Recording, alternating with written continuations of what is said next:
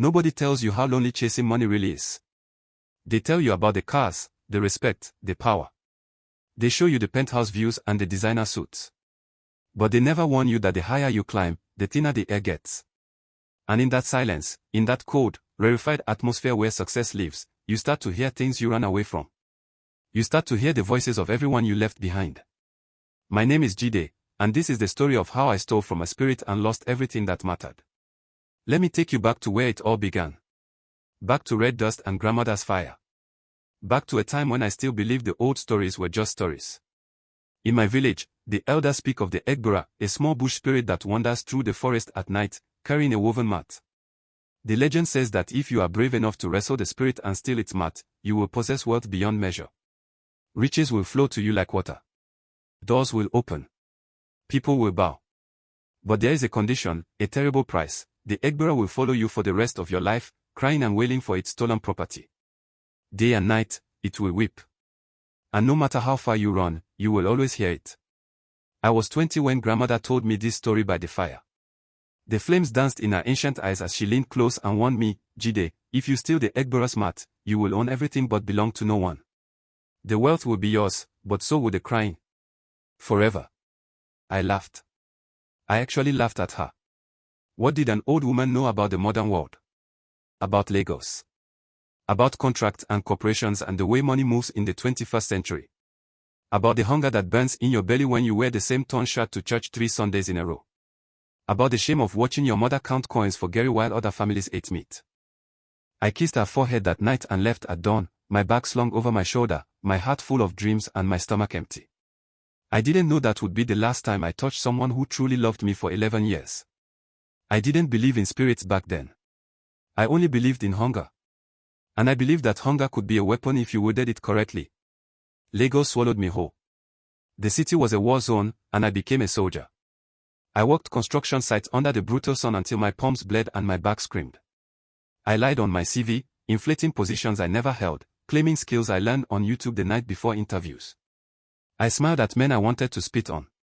I laughed at jokes that weren't funny. I betrayed a business partner who trusted me because the deal was too good to share. Every night, I wrestled.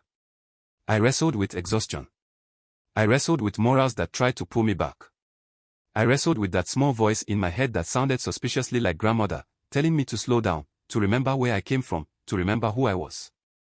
I silenced that voice with ambition. I drowned it in meetings and contracts and the intoxicating rush of watching my bank account grow. By 30, I had become the man who stole the mat. The construction contracts poured in like monsoon rain. The Range Rover came first, then the Porsche. The penthouse apartment with floor-to-ceiling windows overlooking all of Lagos, millions of lights belonging to millions of people who would never sit where I sat. The compound in Lekki with electric gates that hummed like mechanical prayers. The watches. The trips to Dubai. The restaurants where a single meal cost more than my father's monthly salary. People called me Oga and Sir. My phone never stopped ringing. Beautiful women appeared at my table without invitation. Men twice my age asked for my business advice, their eyes hungry for the secret I discovered. But to keep the mat, you must never look back. That's the rule nobody tells you. Success requires selective amnesia. So I didn't look back. My mother called when she fell sick with malaria. I was in a meeting with Chinese investors. I sent my assistant to wire money, 50,000 naira. Problem solved. My brother called when his mechanic shop collapsed, when the banks came for his tools and his wife threatened to leave. I sent 200,000. He cried on the phone, thanking me. I was already reading emails, half listening. My sister's wedding invitation arrived on cream-colored paper with gold lettering, the expensive kind that announced this was an important day. I placed it under a coffee mug on my desk. It sat there for 3 weeks until my housekeeper threw it away with old newspapers. 6 months later, scrolling through Facebook at 2 a.m., I saw her pregnancy photos. She was glowing, her hand on her swollen belly, her husband's arm around her shoulders. I didn't even know his name. I didn't know what he did for work. I didn't know how they met. I sent $5,000 to her account with a message, congrats. Buy something nice for the baby. She replied 3 days later, okay. Just that. One word. And somehow, that single word contained an entire conversation we would never have. I thought money was a substitute for presence. I convinced myself that providing financially was the same as showing up. That wealth could replace my voice, my hands, my time. That my family understood I was busy building an empire for all of us. I was wrong about everything. Then one night, sitting alone at my massive imported dining table, surrounded by food I'd ordered but wouldn't eat, I heard it. A low, mournful wailing. It started soft, like wind whistling through a crack. Then it grew louder. More insistent. At first, I thought it was the wind against the glass. Lagos storms can sound like weeping. Then I thought it was the neighbors. These luxury apartments have thin walls despite their price. I checked the hallways in my silk robe and Italian slippers. Nothing. I called security. They searched every floor. Nothing. I even hired Pastor Adibeo, who came with 3 prayer warriors. They sprinkled anointing oil in every corner, rebuked spirits in 7 languages, and declared my home spiritually sanitized. But the crying continued. In the bathroom while I showered. In the car during traffic. In the mirror when I adjusted my tie. Everywhere I went, I heard wailing. It followed me to board meetings. It echoed in restaurants. It whispered through my AirPods. That's when the truth hit me like a bus. The Egbera wasn't a bush monster with a mat. The Egbera was guilt-giving voice. The wailing was the sound of every relationship I had strangled to death to feed my ambition. Every birthday I missed. Every call I ignored. Every moment I chose money over people. The spirit wasn't outside, it was inside, screaming from the hollow place where my heart used to be. I was rich, yes. Richer than anyone in my family's history. But I was the only person in my world. The crying became unbearable. I couldn't sleep. Couldn't eat. Couldn't think. So I made a decision. I would drive home. I would return the mat. I would sit with my mother and just hold her hand, listen to her voice, make the noise stop.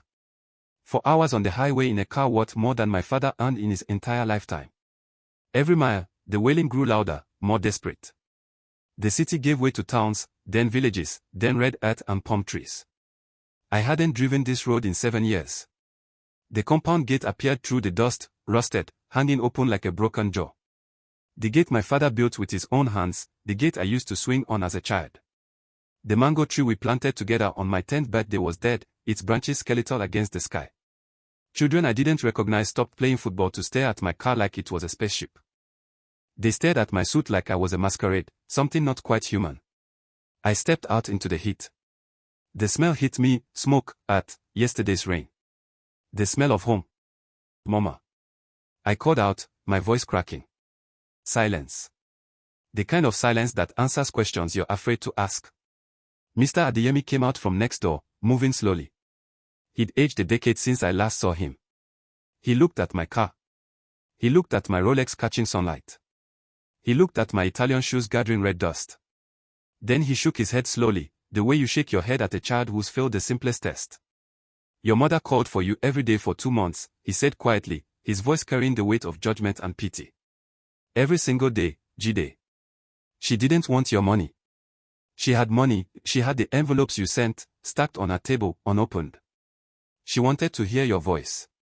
Just your voice. She wanted to tell you she was proud of you. She wanted to ask if you were eating well. Simple things. Mother things. My throat closed. I couldn't breathe. The air was too thick. We buried her 3 months ago, he continued, each word a stone. We tried to reach you. We called your number 20 times. Your assistant said you were in meetings. In Shanghai. In important negotiations. We left messages. We sent texts. We buried her with the last envelope you sent. She never opened any of them, you know. Not one. My legs gave out. I sat down hard on the porch steps, the same steps where my mother used to sit and shell groundnuts, where she used to braid my sister's hair, where she used to wait for my father to come home from the farm. Now I sit here on her porch, holding the same red soil she used to bless me with before school. I rub it between my fingers, and it feels like memory, like guilt, like everything I traded away. The wailing has finally stopped. But there's something worse in its place, silence. The suffocating silence of a house where no one waits for you anymore. The elders were right about the Egbera. I stole the mat and got the wealth. Money flows to me like they promised. But the spirit doesn't cry for its mat, it cries for mine. The mat I should have sat on with my family. The mat where we should have shared meals and stories and ordinary moments. The mat I traded for marble floors and empty rooms. I learned the hardest way that you cannot hug a bank account. You cannot have a conversation with a car. You cannot hear your mother's laughter in a penthouse, no matter how expensive the view. We chase gold thinking it will buy us a better life, only to realize too late that the life part consists entirely of the people we leave behind. The moments we miss. The calls we ignore. The invitations we forget. Don't let your ambition become a ghost that haunts you. The spirit doesn't want your money. It never wanted your money. It wants your time. Your presence.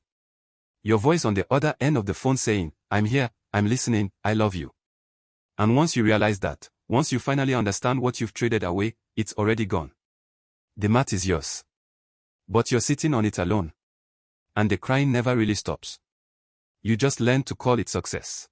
And don't forget to like and subscribe for more stories like this.